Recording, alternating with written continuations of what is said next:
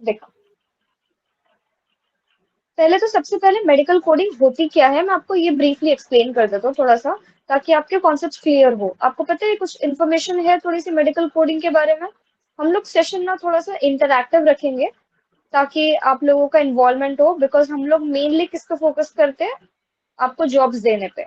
और जॉब्स के लिए you have to clear the interviews, और इंटरव्यू में आपको बोलना जरूरी होता है।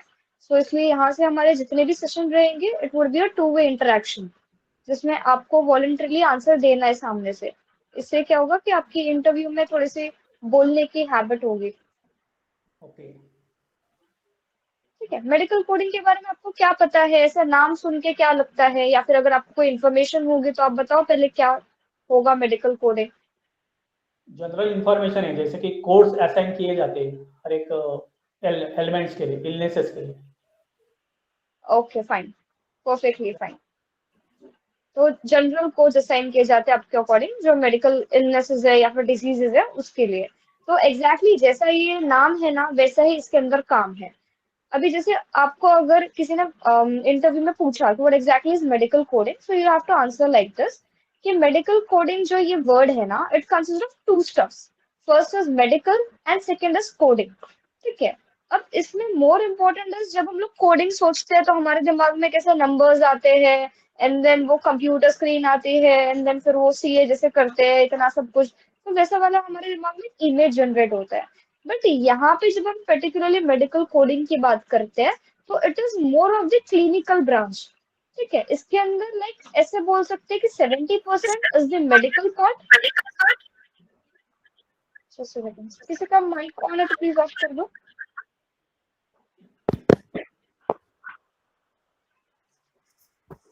उनका प्लीज आपका माइक ऑफ कर दो। तो 70% is the medical part, and जो रिमेनिंग 30% जो है आपका कोडिंग वाला पार्ट है। तो ये एक ऐसी ब्रांच है जो दोनों भी स्ट्रीम्स का एक कॉम्बो है। बिकॉज यूजुअली जब हम लोग 12th स्टैंडर्ड में होते हैं तो हमारे पास मेनली दो ऑप्शन होते हैं, एक तो मैथ्स लो या तो साइंस लो, है ना। दोनों में कोई मिक्सचर वाला कॉम्बिनेशन कभी हमको मिलता नहीं है। तो मेडिकल कोडिंग क्या है, आपको दोनों का मिक्सचर देती है, दोनों का ब्लेंड देती है। जो मेडिकल पार्ट जो साइंस वाले हैं उनको मेडिकल का नॉलेज होता है, जो मैथ्स वाले हैं उनको कोडिंग का नॉलेज होता है, और हमारे मेडिकल कोडर्स को दोनों का नॉलेज होता है। So this is a perfect blend of both the branches. अब ये देख लेंगे एक बार कि होता क्या है।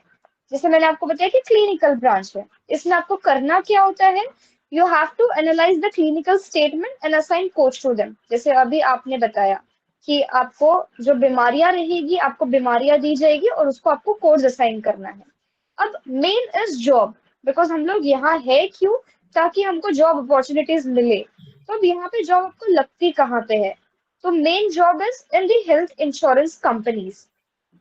अभी आप यहाँ पे इंडिया का तो ठीक है, इतना वेल डेवलप नहीं है, बट आप जब फॉरेन कंट्रीज देखोगे, यूएसए वगैरह देखोगे, तो वहां पे एक नॉर्मल सा भिखारी भी रहेगा ना, तो उसका हेल्थ इंश्योरेंस निकला हुआ रहता है ना। This is a fact. वहां पे हर इंसान का हेल्थ इंश्योरेंस निकालना कंपल्शन है। तो अब हेल्थ इंश्योरेंस जब निकाल लिए होते हैं, तो अब एक छोटी सी बात समझो कि एक इंश्योरेंस कंपनी है, this is your insurance company. तो अब इंश्योरेंस कंपनी के अंदर कौन लोग काम करते हैं, पैसों से रिलेटेड स्टफ है सारा का सारा, यहाँ पे सब कुछ पैसों से डील करना होता है। तो आपके हिसाब से कौन लोग काम करते होंगे? डॉक्टर्स करते होंगे, इंजीनियर्स करते होंगे, कौन करते होंगे?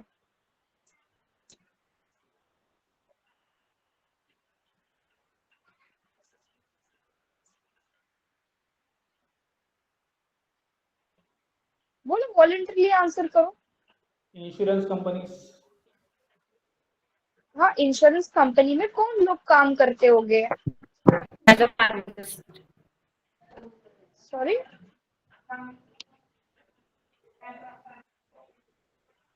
शीतल आप ऑडिबल नहीं हो, कुछ बोलना चाह रहे हो तो क्लियरली बोलो।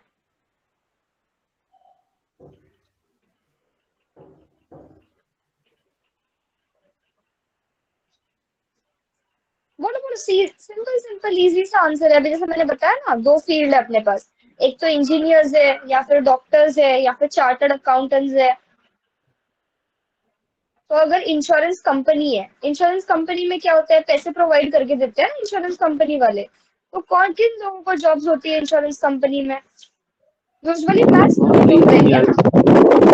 ना। इंजीनियर्स या फिर मैथ्स वाले जो भी लोग हैं जिनको पैसों से डील करना आता है, सीए वाले लोग हैं, तो उन लोगों को यहाँ पे, वो लोग यहाँ पे काम कर रहे होते हैं ना। तो अब ये इंश्योरेंस कंपनी को के पास सारे जितने भी लोग हैं वो मैथ्स वाले हैं। अब इंश्योरेंस लेते कौन है? आम इंसान लेता है, ठीक है। This common people they claim for the insurance, उनको हेल्थ इंश्योरेंस निकाला हुआ है। अब ये लोग क्या लेकर जाते हैं? कब हेल्थ इंश्योरेंस कब मिलते हैं हमको? जब हम बीमार पड़े, जब हमारा एक बड़ा सा हॉस्पिटल का बिल बना हो, इतना बड़ा हॉस्पिटल का बिल बना हो, और अब हम वो बिल जो है इनके पास लेके जा रहे हैं, इंश्योरेंस कंपनी के पास। अब ये बिल आप जब इंश्योरेंस कंपनी के पास लेके जाओगे, तो इंश्योरेंस कंपनी वालों को ये बिल समझेगा क्या? बिकॉज डॉक्टर्स जो है हम लोग, तो हमारे अलग अलग टर्मिनोलॉजीज होते हैं। अगर सादा बुखार भी बोलना रहा तो हम लोग फीवर नहीं बोलते हैं, हम लोग क्या बोलते हैं? पायरेक्सिया बोलते हैं। अगर कैंसर हुआ तो कोई भी रिपोर्ट, अगर आपने कैंसर की रिपोर्ट देखी होगी किसी की, तब हम लोग कैंसर डायरेक्टली नहीं स्पेसिफाई करते, हम बोलेंगे नियोप्लाज्म। तो हमारे अपने टर्मिनोलॉजीज होते हैं, वो हर किसी को नहीं समझते हैं, उसके लिए साइंस वाली नॉलेज होना जरूरी है। तो अभी ये जो इंसान है, थोड़ा और डायग्रामेटिक देखते हैं। ये देखो, ये है इंश्योरेंस कंपनी का ओनर, ठीक है। ये आपको देने वाला है पैसे, ठीक है, what ever the amount is, तो ये आपको पैसे देने वाला है। अब ये आप कॉमन आदमी हो जिसको पैसे की जरूरत है, ठीक है, एंड ये आपका हॉस्पिटल का बिल है इतना बड़ा। अब ये लिखा हुआ है डॉक्टर के थ्रू। अब डॉक्टर ने ये बिल जो है अपने टर्मिनोलॉजीज में लिखा कि ये डिजीज के लिए इतना, ये डिजीज के लिए इतना। तो अब ये जो आदमी है, ये जो बिल कहाँ लेके गया? इंश्योरेंस कंपनी वाले के पास लेके गया। बट अब इंश्योरेंस, अभी कोई भी आप किस, जैसे हम नॉर्मली किसी को उधार देते हैं, तो बिना सोचे समझे उधार देंगे क्या? नहीं ना, पूरी इन्वेस्टिगेशन करेंगे ना देने से पहले, कि क्या है, क्यों चाहिए, किस काम के लिए चाहिए, कितने पैसे चाहिए, हर चीज हम लोग देख के लेते हैं ना। तो वैसे ही ये जो इंश्योरेंस कंपनी का ओनर है, ये भी तो आपके जो रिपोर्ट्स है ये क्रॉस चेक करेगा, इसको समझ में आएगी कि हाँ ये पर्टिकुलर बीमारी हुई है, तभी तो फिर ये आपको प्रोवाइड करके देगा ना पैसे। बट अब ये तो है मैथ्स वाला बंदा यहाँ पे। अब मैथ्स वाले बंदे को तो साइंस बिल्कुल नहीं आती है, तो अब इसको ऐसा इंसान चाहिए, एक मीडिएटर चाहिए, जो ये रिपोर्ट पढ़ के, इसको मैथ्स आती है मतलब इसको नंबर्स आते हैं, और ये वाली जो रिपोर्ट है ये साइंटिफिक लैंग्वेज में है। सो अब यहाँ पे इसको एक ऐसा बंदा चाहिए जो ये जो साइंटिफिक लैंग्वेज है, थोड़ा सा आप प्लीज मेरी हैंडराइटिंग को टॉलरेट करना, because I am a doctor, तो आप समझ के लो, ठीक है। तो ये जो साइंटिफिक लैंग्वेज है, इसको मेडिकल टर्मिनोलॉजी है, इसको नंबर्स में कन्वर्ट करना है। सो बेसिकली मेडिकल कोडर हमारा क्या है? ट्रांसलेटर। जैसे हमारे मोबाइल में ट्रांसलेटर होते हैं ना, Hindi to English translator, Marathi to Sanskrit translator, तो वैसे ही this medical coder sitting over here is a translator. और ये क्या करता है? आपकी जो मेडिकल टर्मिनोलॉजीज होती है उसको नंबर्स में कन्वर्ट करता है। जब ये नंबर्स में कन्वर्ट करके देगा, तो ये जो इंश्योरेंस कंपनी का ओनर है, इसको ये चीज समझ में आएगी कि अच्छा ये पर्टिकुलर हुआ है, and then he is having a particular set of records, इसके रूल्स एंड रेगुलेशंस होते हैं, फिर उसके हिसाब से वो पैसे असाइन कर देता है। So this is how this insurance company works. और यहाँ पे आपको मेन जॉब क्या है? As a translator. अगर हम लोग सिंपल भाषा में बोले तो आप ट्रांसलेटर जैसे वर्क करते हो। एक डाउट पूछूं क्या? हाँ पूछो पूछो, बिल्कुल पूछो। नॉर्मली पेशेंट जाते हैं इंश्योरेंस कंपनी के पास या डॉक्टर्स जाते हैं इंश्योरेंस कंपनी का बिल? पेशेंट्स जाते हैं, दोनों जा सकते हैं डिपेंडिंग अपॉन द सिचुएशन। वैसे तो कि अगर कुछ कुछ होता है ना, कि जैसे अगर like I am a government servant, और मुझे ऐसे बोला गया है कि आपके बिल्स जो है इंश्योरेंस कंपनी पे कर देगी, तो मेरे हॉस्पिटल वाले जाएंगे, जो अथॉरिटी में जिसके अंडर वर्क कर रहे हो ना, जिनकी रिस्पॉन्सिबिलिटी है कि मुझे क्लेम अप्रूव करवा के देना, तो वो लोग जाएंगे। If I am a layman, मैंने खुद से अपना पर्सनल इंश्योरेंस निकाल रखा है, तो मैं जाऊंगी, ओके, ठीक है। But that is not your work. कौन जा रहा है वो आपका काम नहीं है, बिकॉज आपका यहाँ पे आप ये बैठे हो, ठीक है, this is your computer desk, you are having all the sets of codes in your desktop, सारे फिटेड होते हैं पहले से, बिकॉज आपको बनाने नहीं होते कोड, आपके पास ऑलरेडी लिस्ट प्रेजेंट होती है कोड्स की। आपके पास यहाँ पे एक इंसान आएगा जो आपको मेडिकल बिल्स देगा, और आपको जस्ट वो मेडिकल बिल्स को उसको कोड में कन्वर्ट करके देना है। This is your simple work. Okay, only diseases के कोड्स होते हैं या बाकी भी सर्जिकल नहीं, के नहीं। कोड्स होते हैं, जैसे एनेस्थीसिया, लाइडोकेन, ज़ाइलोकेन, ये जो एनेस्थीसिया यूज होते हैं? तो मेरा मेडिकल ट्रांसक्रिप्शन का हो चुका है मेरा, इसमें मुझे थोड़े टर्म्स पता है, इसमें पूछ रहा है कि ये सब के भी कोड्स असाइन करने पड़ते हैं? हाँ, डेफिनेटली करने होते हैं। अभी हम लोग बेसिक मेडिकल कोडिंग के बस इतना ही देख रहे हैं ना, जिसके आगे जब जाएंगे तब I will tell you the details. Okay, अभी हम लोग बेसिक वाली चीज से आगे बढ़े ही नहीं है ना। ओके, ठीक है भाई, तो इतना कॉन्सेप्ट क्लियर है बाकियों का भी कि आपको एग्जैक्टली करना क्या है। यस। ठीक है, तो एक ये हो गया आपका कि what exactly is medical coding. तो आपकी जॉब सिर्फ यहाँ पे भी नहीं है और दूसरी जगह पे भी जॉब लग सकती है। आपको गवर्नमेंट सेक्टर्स में भी अपॉर्चुनिटीज है। अभी गवर्नमेंट सेक्टर में कैसी अपॉर्चुनिटीज है, तो हमारे पास रिकॉर्ड्स मेंटेन करने होते हैं गवर्नमेंट में। जैसे अगर कोई भी गवर्नमेंट हॉस्पिटल है तो डेली के कम से कम 1000-2000 पेशेंट आते हैं। इतने सारे जो पेशेंट्स आए हैं उनका रिकॉर्ड प्रैक्टिकली रखना पॉसिबल है क्या? एक पेशेंट होता है, ठीक है, एक पेशेंट है, एक पेशेंट की आप नॉर्मल फाइल अगर देखोगे तो कम से कम 20-25 पेजेस की फाइल बन जाती है अगर सीवियर डिजीज हुई है तो। एक डॉक्टर का रिपोर्ट, फिर उसके अंदर सिटी स्कैन का, एंजियोग्राफी का, and then blood test, urine test, इतने सारे टेस्ट कलेक्ट करके कम से कम 12-13 पेजेस की तो रिपोर्ट बन ही जाती है। और हुआ क्या होता है, एक्चुअली एक सिंपल सी छोटी सी बीमारी हुई होती है 1 वर्ड की। फॉर एग्जाम्पल डायरिया हो गया, डेंगू हो गया, मलेरिया हो गया, वर्ड कितना है? एक ही वर्ड है, बट ये वर्ड का रिकॉर्ड कितना है? कम से कम 12-13 पेजेस का है। तो प्रैक्टिकली इतना रिकॉर्ड रखना पॉसिबल है क्या? नहीं पॉसिबल है। सो यहाँ पे भी आपका वर्क क्या होता है फिर कि ये जो 12 पेजेस का रिकॉर्ड है, you have to condense it into 4 digits का कोड। 3 और 4 डिजिट्स के कोड में आपने कन्वर्ट कर दिया, एंड देन उसके बेसिस पे you are maintaining a record. So as a recording person also you can get a job in government sectors जहाँ पे स्टैटिक्स की जरूरत पड़ती है, जहाँ पे रिकॉर्ड्स की जरूरत पड़ती है। तो यहाँ पे भी आपको अपॉर्चुनिटीज है। ठीक है, next comes the phases of medical coding कि व्हाट एग्जैक्टली आपको वर्क क्या करना होता है। 3 स्टेजेस है। First is abstraction, second is assignment and third is review. ठीक है, एब्स्ट्रैक्शन का मतलब क्या होता है? अभी इतनी बड़ी जो रिपोर्ट है, मैंने बताया आपको 12 पेजेस की रिपोर्ट है, हम अज्यूम कर रहे हैं 12 पेजेस का रिपोर्ट है, तो आप पढ़ोगे उसमें से, तो 12 पेजेस में से हर पेज इंपॉर्टेंट नहीं है। खाली 2-4 वर्ड, जैसे मैंने बताया कि आपको एक बीमारी हुई है, बार बार वही बीमारी अलग अलग जगह पे दे रखी है, तो बस उसी को जो मेन इंपॉर्टेंट बीमारी है आपको एब्स्ट्रैक्ट करके आना चाहिए ना। एब्स्ट्रैक्ट का मतलब क्या होता है? ढूंढ के निकालनी है। ठीक है, ढूंढ के निकालनी है बीमारी। तो आपको ये जो मेन इंपॉर्टेंट वर्ड है वो आपको एब्स्ट्रैक्ट करना है। This is your first step. Second step is assign, कि अभी आपने जो भी वर्ड एब्स्ट्रैक्ट किया है, फॉर एग्जाम्पल मेरी यहाँ पे बीमारी हुई थी डेंगू, तो उसको आपने एक कोड असाइन कर दिया, जो भी 3 या 4 डिजिट्स का जो कोड है उसको आपने असाइन कर दिया। And third is review. Review means कि हम लोग भी ह्यूमंस है, humans tend to make errors. हम वर्क कंप्यूटर पे कर रहे हैं तो कंप्यूटर से भी मिस्टेक्स हो सकती है। सो आपको क्रॉस चेक करना है खाली, बिकॉज आपके एक कोड की वजह से 2 लोगों का पूरा सिस्टम डिपेंड कर रहा है। एक तो पेशेंट का तो पूरा पैसों का वो डिपेंड कर रहा है, और दूसरा रही बात, इंश्योरेंस कंपनी वाले तो दे रहे हैं ना, तो उनका भी लॉस हो सकता है। So you have to cross check it. ठीक है, नाउ कम्स टू हमारी एग्जाम, जिसके बारे में हमको डील करना है। सो मेनली जो अमेरिकन एसोसिएशन होती है उसके थ्रू आपकी एग्जाम ऑर्गेनाइज होती है, जो कि सीपीसी एग्जाम है, सर्टिफाइड प्रोफेशनल कोडर की। उसके अंदर 3 चीजें आती है मेन जो हमको पढ़नी है। 3 टाइप्स के कोड्स आते हैं। First is CPT coding, then is ICD, and then is HCPCS. अब ये होता क्या है, पहले आपको ये एक्सप्लेन कर देता हूँ। ये पेशेंट है, सबसे पहले इसको क्या हुई है? बीमारी हुई है।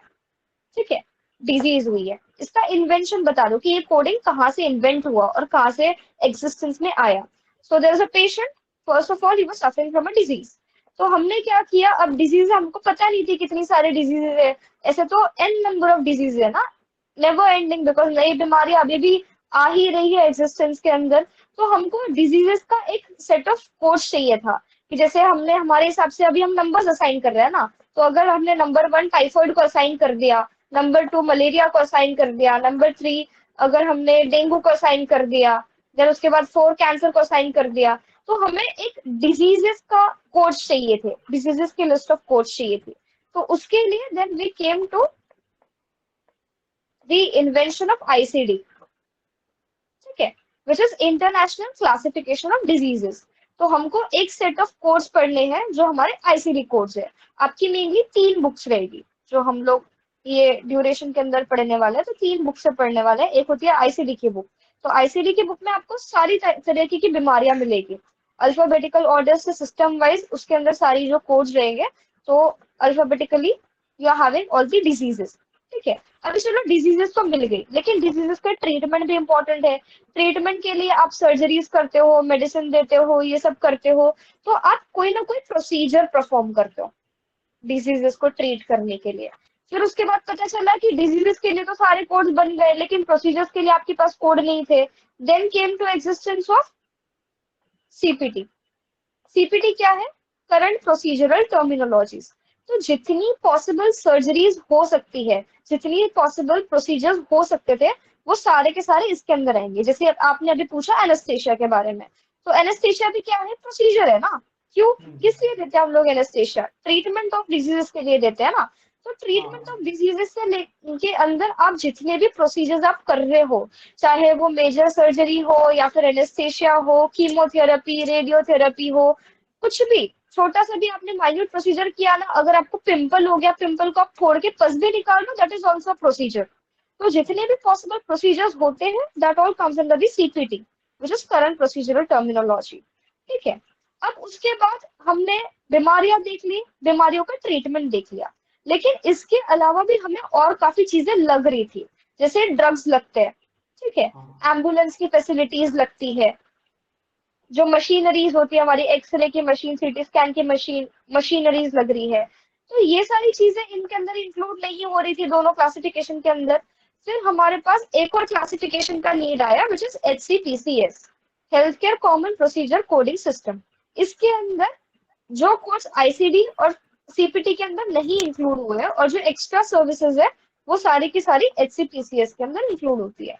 And this way we are having a combination of 3 codes, और उससे अपना पूरा जो हेल्थ केयर सिस्टम है, वो सारे चीजें इसके अंदर इंक्लूड हो जाती है। इसमें कोई डिफिकल्टी है? एक डाउट पूछो क्या? वो अभी अपने ड्रग्स के बारे में बताया, तो वो जेनरिक ड्रग्स और ब्रांड ड्रग्स अलग अलग कोडिंग होती है क्या? जेनरिक नेम्स और ब्रांड नेम्स की? जेनरिक और ब्रांड्स की अलग अलग कोडिंग होती है, बट वो कब आएगा? जब आप स्पेशलाइजेशन में जा रहे हो, पर्टिकुलर फार्मास्यूटिकल की स्पेशलाइजेशन में जा रहे हो। बिकॉज हम लोग जो पढ़ रहे हैं CPC is a basic medical coding के लिए, उसके अंदर कोई भी स्पेशलाइजेशन नहीं है। अब इसके अंदर आपको और अगर डिटेल में जाना हो, तो आप हर एक चीज के अंदर स्पेशलाइजेशन कर सकते हो। अगर आप नियोप्लाज्म कैंसर में स्पेशलाइजेशन कर सकते हो, इंटेग्यूमेंट्री में स्पेशलाइजेशन कर सकते हो, पर्टिकुलर अगर आप उसके अंदर गए ना, फिर आपको मिलेगा, ठीक है। और किसी को कोई डाउट है?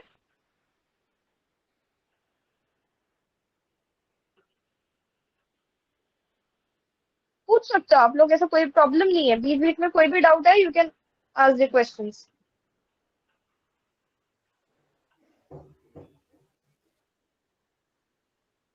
छोटे छोटे कट्स एंड एब्रेशंस के लिए भी ये क्या? हाँ, एब्रेशंस के लिए भी कोड होते हैं। और अगर कोई चीज का हमारे पास कोड नहीं है, तो उसके लिए भी कोड क्या असाइन करना है उस टाइम पे, वो भी कोड्स होते हैं। फॉर एग्जाम्पल, कोई अगर अलग से कुछ चीज आ रही है, तो उसके लिए हमारे पास अगर कोड अवेलेबल नहीं है, तब उस टाइम पे आपको क्या कोड असाइन करना है, वो भी अलग से होता है। और मेनली ये जो इंश्योरेंस कंपनी है ना, जैसे आपने जेनरिक वाला क्वेश्चन पूछा था, तो इंश्योरेंस कंपनी जो मेनली हम लोग डील करते हैं, इट इज यूएस बेस्ड, ठीक है। और generic is only for India, तो उसका इतना रूल ऐसा यूज नहीं है।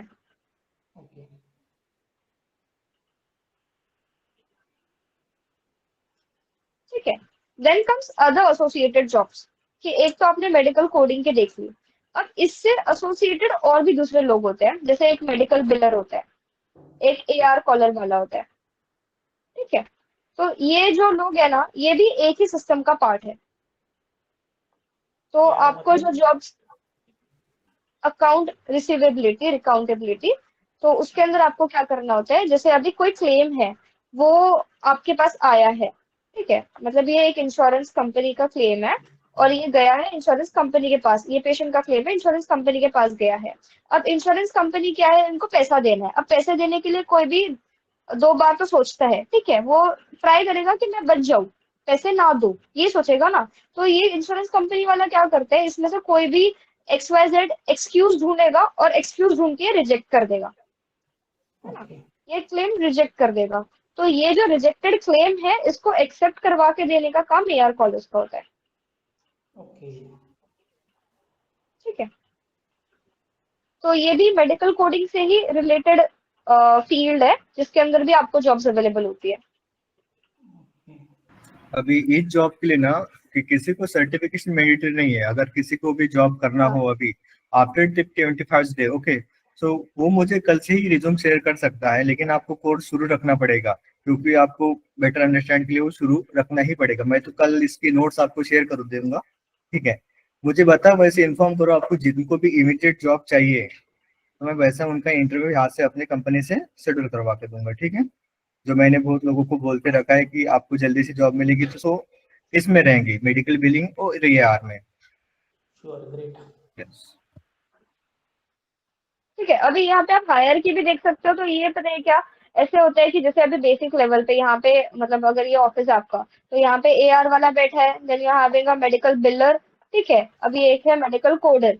तो ये ना आपस में इंटरकनेक्टेड लोग हैं। जैसे अभी यहाँ पे भी रिस्पॉन्सिबिलिटीज में आप पढ़ोगे थोड़ा सा दे रखा है, ये डेनाल्स और हाइस पे वर्क कर रहे हैं, फिर उसके बाद ये अपने ऊपर के लोग को करेक्शन के लिए भेज सकते हैं। Just a second, it's not working.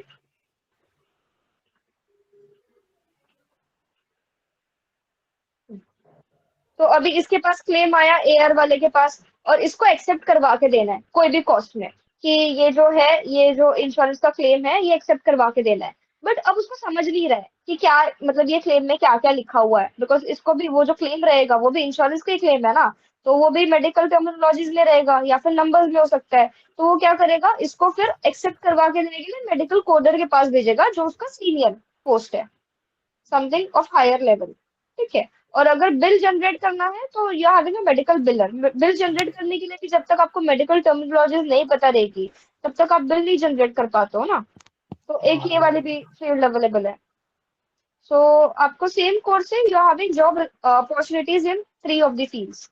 तो हमारी, जैसे अभी सागर सर ने बोला, तो हमारी 2 टीम्स है, one is the teaching part and the other which looks for the job. तो आपको ये इसमें कितने, आप अभी तो लगे तो I share you the screen, कि अगर आप गूगल जाके भी अगर सर्च करूंगे naukri.com पे, so you are having this many jobs available, दिख रहा है यहाँ पे। एक्सक्यूज मी मैम, हेलो, बोलो बोलो सर। मुझे AR के बारे में आप फिर से बता सकते हैं थोड़ा शॉर्ट में?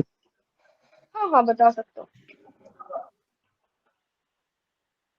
ठीक है। तो पहले ये देख लो, लाइक मेडिकल कोडिंग की जॉब्स आप अगर naukri.com पे भी सर्च करोगे, तो हमारी जो टीम है, जैसे अभी सागर से रिस्पॉन्सिबल है उसके लिए, तो ये लोग कंपनी से थोड़ा टाई अप रखते हैं and they try to bring companies closer to you, और आपका इंटरव्यू शेड्यूल करवा के देंगे। अभी आप AR के बारे में पूछ रहे हो ना, देखो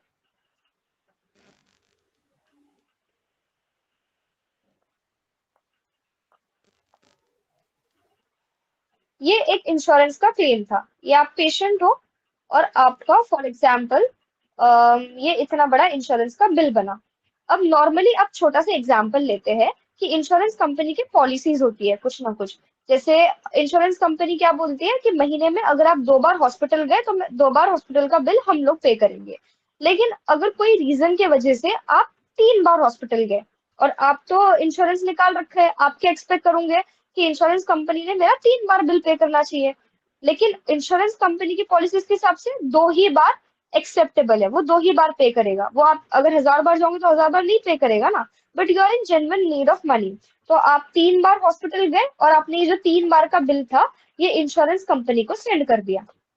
दिस इज इंश्योरेंस कंपनी, और आपने इंश्योरेंस कंपनी को ये बिल सेंड कर दिया।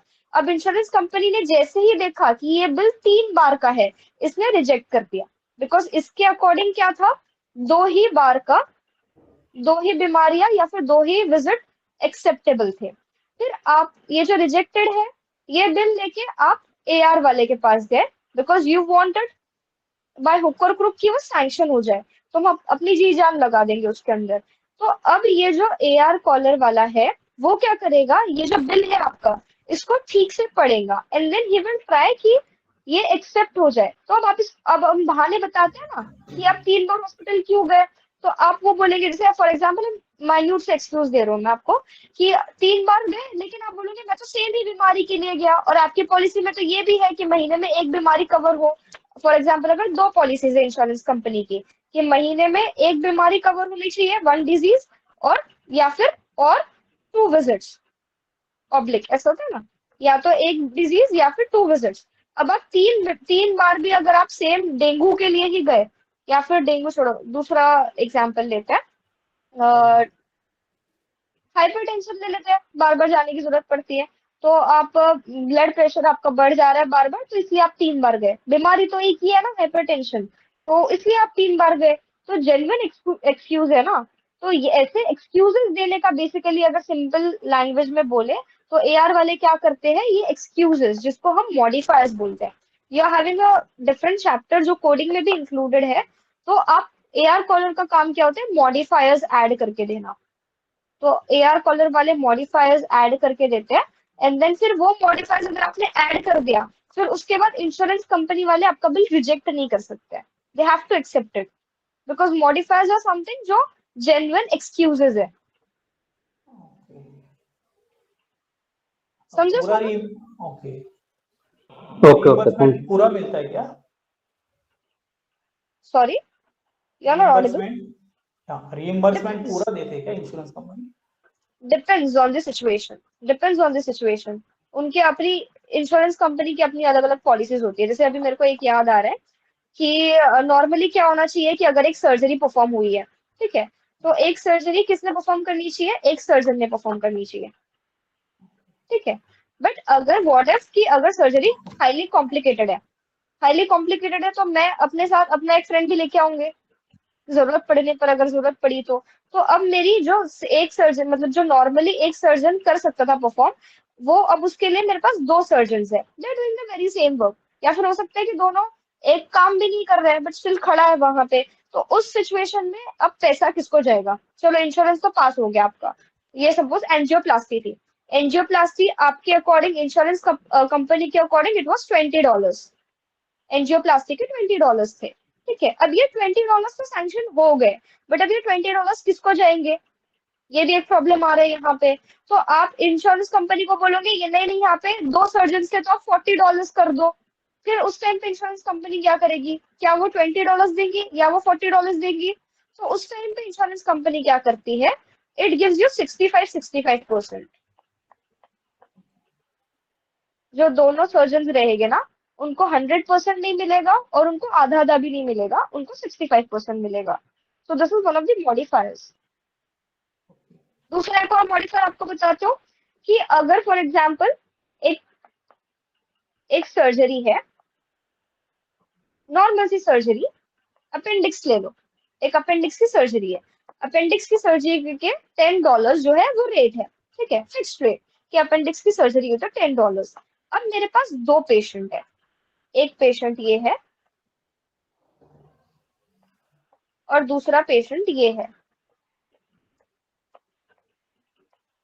अब देखने में क्या लग रहा है आपको, दोनों पेशेंट में क्या डिफरेंस है?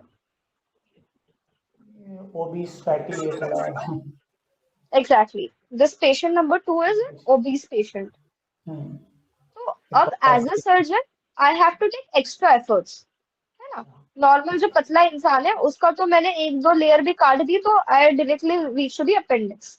लेकिन अब ये जो ओबीस पर्सन है तो इसके अंदर there are an number of fatty layers, fat जमा है उसकी कितनी, पहले तो उसकी स्किन टफ होती है, देन उसके अंदर कितने सारे फैटी लेयर्स के डिपोजिशन है, तो मुझे कितना एक्स्ट्रा काम करना। हाँ, सबक्यूटेनियस, ये सारे जो फैटी डिपोजिशन है ये सारे प्रेजेंट है ओबीस पेशेंट के अंदर।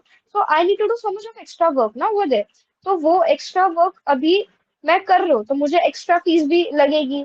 फिर अब जाके मैं बोलूंगी कि नहीं, मतलब मुझे तो ज्यादा पैसा चाहिए, $10 में तो नहीं परवड़ रही है सर्जरी, तो ये सब्जी क्या स्टॉल तो नहीं है ना जहाँ पे मैं बार्गेनिंग करूँ।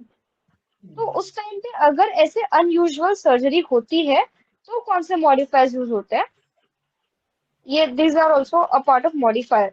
कि अभी फिर कुछ होता है ना कि उस टाइम पे फिर 10 की जगह आपको $12 मिलेगा, तो ऐसे जैसे मैंने बोला है ना कि medical coding is basically practical field, तो यहाँ पे चीजें प्रैक्टिकल स्टफ्स पे काफी मैटर करती है। ओके। तो अभी एआर वाला जो रहेगा अभी ये सिचुएशन में, फिर वो बोलेगा कि इसके लिए सपोज मॉडिफायर नंबर 1 था इसके लिए, तो अब वो मॉडिफायर 65 लगा के दे देगा या फिर मॉडिफायर 1 लगा के दे देगा कि मॉडिफायर 1 हियर स्टैंड्स फॉर कि this surgery was an unusual surgery, that is why we are claiming for $12 instead of 10, and then it will get accepted. अभी नॉर्मल इंसान अगर जाके बोलेगा कि नहीं आप कर दो, तो नॉर्मल इंसान की बात तो यहाँ पे कोई भी नहीं सुनता है। तो कोई तो आपको मीडिएटर चाहिए होता है ना, जो ऑथेंटिक मीडिएटर। हम अगर कोर्ट में जाके खुद लड़ेंगे तो कोई आपका केस नहीं लेगा, बट आपको अगर आप लॉयर अपॉइंट करके लड़ोगे तो फिर definitely your case is going to be listened. Okay, जैसे आपने अभी बताया कि इसके लिए भी अगर हम लोग फॉर एग्जांपल अगर डॉक्टर सूचर्स यूज करते हैं, वाइक्रिल सूचर्स या कौन से भी सूचर्स, और ज्यादा सूचर्स लगते हैं, तो वो भी मॉडिफायर्स में जाएगा क्या? जैसे आपने अभी बताया वो एक से ज्यादा सूचर्स लगेंगे तो वो भी claim insurance health care practitioners करते हैं क्या इंश्योरेंस कंपनी के पास? वाइक्रिल सूचर आप यूज कर रहे हो, ठीक है, हाँ। तो आप पर्टिकुलरली थ्रेड की बात कर रहे हो, लाइक वाइक्रिल यूज किया, मेडगार्ड यूज किया, ऐसे पर्टिकुलर पूछ रहे हो, या फिर नंबर ऑफ सूचर्स जो मार रहे हैं उसकी बात कर रहे हैं? मतलब सिंगल सूचर्स रहेगा तो इतना $10 और ज्यादा लगेंगे तो $12, लाइक दैट इट गोस, और ऐसा कुछ अलग उसके नहीं वर्जन? नहीं, देखो अगर आप सर्जरी की बात करो ना पर्टिकुलरली, तो हर सर्जरी कोई फिक्स्ड नहीं होती है, वो आपका कोई सिलेबस नहीं है कि इतने क्वेश्चन आएंगे। जब आप पर्सनली जब इंसान को ऑपरेट करते हो ना, तो वहां जाके आपको अनयूजुअल सर्कमस्टांसेस को फेस करना होता है। तो सर्जरी के जो पैसे डिसाइड होते हैं ना, ये सारे अनयूजुअल सर्कमस्टांसेस को ध्यान में रख के ही डिसाइड किए जाते हैं। बिकॉज अगर आपने एक सपोज फॉर एग्जाम्पल अपेंडिक्स का मैं ऑपरेशन कर रहा हूँ, अगर मेरे को जो आसपास की आर्टरीज है नॉर्मली नहीं वो होनी चाहिए थी, रप्चर नहीं होनी चाहिए थी, सडनली रप्चर हो गई, this is not my responsibility ना। मतलब अब रप्चर हो गई तो मैं तो उसको ऐसे खुला तो नहीं छोड़ के आ जाऊंगी, मुझे तो सूचरिंग करनी पड़ेगी, लाइगेशन करना पड़ेगा वो आर्टरी का। This is my responsibility, this is already included in that appendix surgery. अगर मैं बोल रही हूँ कि अपेंडिक्स सर्जरी अगर मैं परफॉर्म कर रही हूँ, अपेंडेक्टॉमी अगर मैं परफॉर्म कर रही हूँ, तो it is my responsibility, it is doctors responsibility कि वो $10 के अंदर वो अगर कोई अनयूजुअल चीजें हो रही है तो उसको भी ठीक करे, और कुछ एक्स्ट्रा चीजें लग रही है तो भी करे। Okay, got. वो बाय डिफॉल्ट हर सर्जरी में इंक्लूड होता है ना। ऐसे आप पहले तो लिख कर नहीं देते हो ना कि एक ही टाका लगेगा या 2 ही टाका लगेगा। हाँ, राइट। बेसिक कोई भी सर्जरी तो प्रेडिक्टेबल ही नहीं होती है, आपको वहां जाके डॉक्टर को पता चलता है। कभी कभी तो वहां जाके हम लोग को ये पता चलता है कि अपेंडिक्स तो था ही नहीं है, तो कैंसर था, फिर क्या करेंगे? हाँ, कोई और लंब भी तो हो सकता है ना, यस सर। इंटेस्टिनल ऑब्स्ट्रक्शन हो सकता है अपेंडिक्स के दर्द जैसे, डायवर्टिक्यूलम हो सकता है कोई। या right. So this are unpredictable things. तो ऑलरेडी जो रेट डिसाइड किया होता है ना, इंश्योरेंस कंपनी वाले सोच समझ के डिसाइड करते हैं। क्यों मेडिकल कोडर्स को और जो मेडिकल स्टाफ को ये लोग हायर कर रहे हैं, फिर इसीलिए हायर कर रहे हैं ताकि वो उनको पहले से इंफॉर्मेशन दे दे कि भाई ये इतनी चीजें हो सकती है। या ठीक है, और किसी को कोई डाउट है?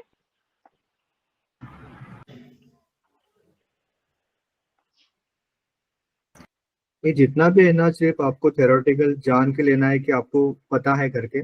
प्रैक्टिकली अगर देखा जाए तो कंपनी में ऐसा कुछ भी वर्क होता नहीं है। कुछ भी नहीं होता जितने है, भी अपने एग्जैक्टली। स्टूडेंट भी जितने भी अपने स्टूडेंट है यहाँ के, जितने भी सिलेक्टेड है, क्रेडेंस एक्सेस, ऐसा प्रैक्टिकल कुछ भी नहीं होता है। उनके सॉफ्टवेयर होते हैं ग्रीनमेड, वेस्टार, 4MD। अपन अलग अलग कंपनी के हिसाब से अलग अलग सॉफ्टवेयर यहाँ से बता के जाते हैं उनको, और अलग से ही प्रोसेस में आपको प्रैक्टिकली वहाँ पे 1 मंथ की ट्रेनिंग मिलती है, 3 मंथ की ट्रेनिंग मिलती है। ज्यादातर अपन 1 ईयर एक्सपीरियंस प्रोवाइड करके ही स्टूडेंट को मतलब जॉब दिलाते हैं, इसलिए 100% जॉब की गारंटी ले रहे हैं। ठीक है, जॉब तो 100% मिल ही जाएंगी क्रेडेंस एक्सेस में, अभी भी ओपनिंग शुरू है। तो आप जितने जल्दी से नोट पढ़ के या जितने जल्दी कर सकते हैं उतने जल्दी जॉब पे ज्वाइन हो सकते हैं, अपने पे डिपेंड होता है। ऐसा अंदर जाके कुछ भी नहीं है, ऐसा आपको जैसे भी लग रहा है। अपन 1 ईयर एक्सपीरियंस भी लगा के जा रहे हैं, फिर भी अपने को फ्रेशर ही कंसिडर किया जाएगा, और आपको ट्रेनिंग मिलनी है, लेकिन वो 1 ईयर एक्सपीरियंस के हिसाब से, क्योंकि उनका जो सॉफ्टवेयर है हमें पता है कौन सा है, तो हम आपको अलग से सॉफ्टवेयर बताएंगे इनका सॉफ्टवेयर ये है। और जैसे मेडिकल बिलिंग का जब मेडिकल स्टोर पे जैसा सॉफ्टवेयर होता है ना, वैसे ही सेम सॉफ्टवेयर होता है, ऐसा अलग कुछ भी नहीं है। आपको मैं कुछ फॉर्म बताऊंगा, और सबसे पहले अगर ऑफिस में आते हो तो आपको सॉफ्टवेयर भी दिखाऊंगा कि कैसे वर्क करता है, कैसा है, या मैं आपको फोटो भेजूंगा। ठीक बिल्कुल है, अलग अलग कंपनी के सारे फोटो मैं आपको भेज दूंगा। बिल्कुल बिल्कुल श्योरली आऊंगा ऑफिस में। यस, सैटरडे संडे आ सकते हो। हाँ चलेगा ना, यस, सैटरडे संडे आऊंगा। फिर ऑफिस एड्रेस क्या है? मैं आपको पिन कर दूंगा। ओके, मुझे भी एड्रेस सेंड कर दीजिए। Yes yes yes. जैसे अभी सागर सर ने बताया ना, आपको कोई ऐसा ये जैसे आप सर्जरी वर्जरी में जा रहे हो ना, इतना डिटेल में आपको बिल्कुल भी नहीं जाना। आप डॉक्टर नहीं बन रहे हो यहाँ पे, आप जस्ट ट्रांसलेटर बन रहे हो। तो आपका एक डेस्क पे काम होता है, आपको एक डेस्कटॉप असाइन किया जाता है जैसे ऑफिस में होता है। आपको एक रिपोर्ट आएगी आपके पास, आपको पढ़नी है, उसमें से जो वर्ड्स है, कीवर्ड, जो बीमारियां सर्जरीज है, उनको ढूंढ के निकालना है। कोड्स आपके पास ऑलरेडी आपके कंप्यूटर में प्रेजेंट रहेंगे, उसको कोड में कन्वर्ट कर देना। ओ इतना ही है क्या? बस it's as simple as that, yeah and okay. you'll be getting a handsome amount for that. Oh okay okay.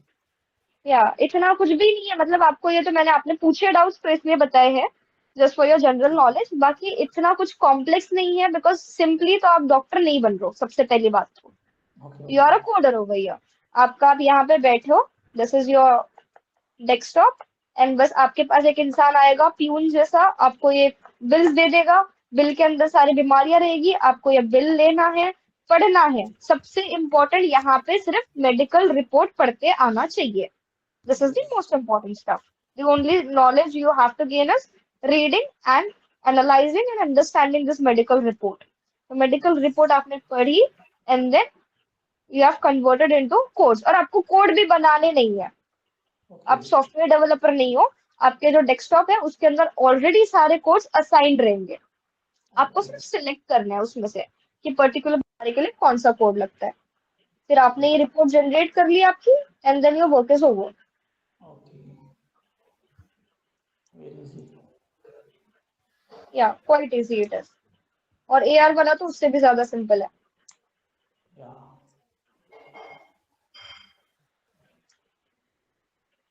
ठीक है, बहुत इंटरेस्टिंग है। इंटरेस्टिंग तो है। हाँ ट्रांसक्रिप्शन से तो अच्छा है, और ट्रांसक्रिप्शन में पूरा रिपोर्ट टाइप करना पड़ता था। अच्छा, history and physical, COPD, CABG, patient was prepped and draped in sterile fashion, फिर उसको कौन सा एनेस्थीसिया दिया, फिर उसका progressive notes follow. Okay, like you were asked to make a proper report. Yeah the patient okay, is a white male, she is a 31 years old white male, तो उसका पूरा। हिस्ट्री टेकिंग जैसा। हाँ पूरा medications, allergies, pain okay, medications, नहीं नहीं, MCS. यहाँ पे आपको ऑलरेडी एक रिपोर्ट जैसा, I show you if I am having in my system.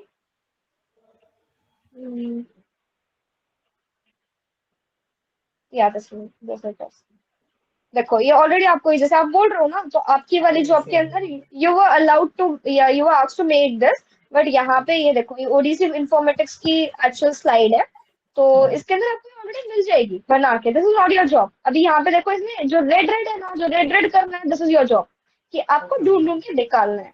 ठीक है, so you have extracted this important words कि उसको नक्टोरिया हो रहा है, suffering from hypoglycaemia, night sweat, hypoglycaemia. So you just have to read this report, you have to extract the important stuff, and फिर उसको आपको convert करना है कोर्स में। It is as simple as that. एक बार आप लोग अपना इंट्रोडक्शन दे दो please, so that I can connect with you better. My name is Nikhil Sate. Hmm. Yeah, I live in Sadashipet. I'm a medical transcriptionist, and I have worked at CBS Systems Private Limited as a medical Okay. transcriptionist. Basically, we used to have ASR transcription, like automated speech recognition software transcriptions. We just have to edit the transcriptions dictated by the healthcare practitioners. Okay. जैसे Okay. मैंने अभी बताया जैसे ठीक है, और आपका soap notes, progressive notes. Graduation किस चीज में हुआ था आपको? BSc chemistry from Pune university with first class. Okay, and then उसके बाद आप कितने साल से वर्क कर रहे हो? और 10 years CBSE system okay freelancing भी किया था मैंने BC। Okay okay, perfectly fine. Saurabh ने बता दिया। ओमकार आप बताइए। निखिल ने बताया, मेरा नाम निखिल है। नहीं नहीं, आपका हो गया, सौरभ को उससे पहले हो गया था। My name is Omkar Pardeshi. I am from Pune. I am completed my diploma in pharmacy in 2022, and recently I am completed my HCC coding course from Technobridge Private Limited. But I didn't get job yet. I am looking for a job. Okay okay, तो आप सागर sir से connected रहिए, because हमारे पास jobs अभी भी available है। Most of the companies are tell me कि you want CPC certification. या करेक्ट। कोडिंग के लिए एक ये बहुत जरूरी है कि आपको सर्टिफिकेशन इज मस्ट। AR के लिए सर्टिफिकेशन जरूरी नहीं है, बट इसके लिए कोडिंग के लिए तो सर्टिफिकेशन जरूरी है। तो हम लोग एग्जाम ओरिएंटेड ही पढ़ेंगे पहले तो।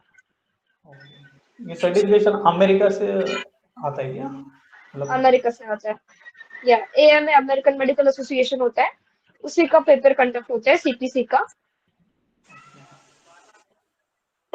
और वो सर्टिफिकेशन देना जरूरी है।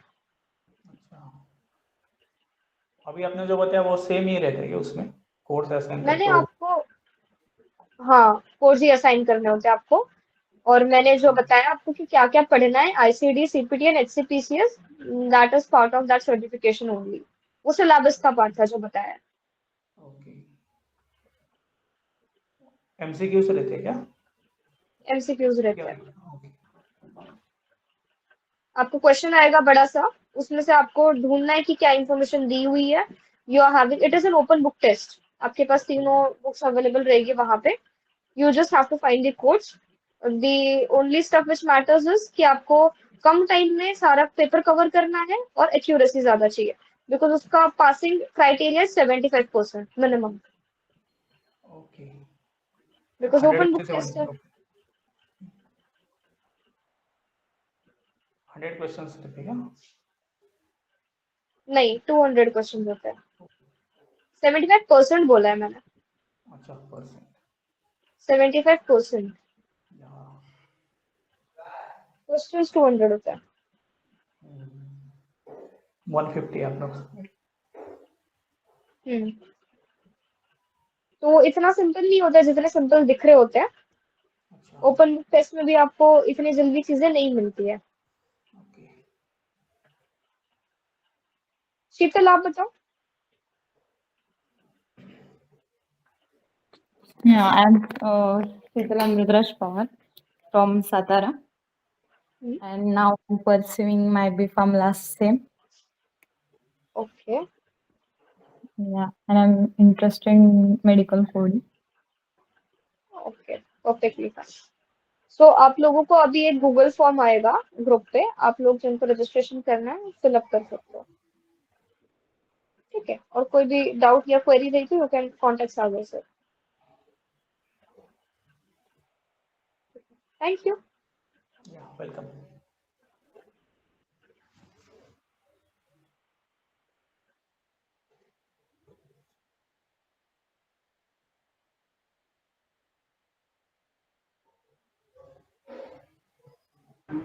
और किसी कुछ पूछना है मेरे से, डाउट है? नहीं, सौरभ सब सर? क्लियर हो गया। No sir, no sir. हा, काही आहे का डाऊट तुम्हाला? म्हणजे इंटरव्ह्यूचं कसं राहते माहिती आहे का, आपल्याकडे एक प्रॉपर सेटअप आहे. इंटरव्ह्यू बद्दल या कशाबद्दल तुम्हाला डाऊट असतील ना, तर ते पूर्ण इथं आल्यानंतर तुमचे क्लिअर होतील. या तुम्हाला मी तुमचं आता येणे शक्य नाही एवढ्या दुरून, तर मी तुम्हाला काही व्हिडिओ पाठवणार की इंटरव्ह्यू कसे घेतले जातात. म्हणजे तुम्हाला एवढं काही प्रिपरेशन करण्याची आवश्यकता राहणार नाही आहे, ठीक आहे? हाँ एक आपला प्रॉपर सेटअप आहे, तिथून फक्त तुम्हाला पूर्ण काय जेवढ्या इंटरव्ह्यू तुम्हाला क्वेश्चन केला ना, ते पूर्णपणे तुम्हाला दिसणार, असं समोरच राहणार आहे. ओके म्हणजे विथिन सेकंड, ठीक आहे, विथिन सेकंड तो समोरच राहणार. फक्त तुम्हाला त्याचा आन्सर फक्त रीड करायचा आणि आन्सर द्यायचा आहे, बस एवढंच.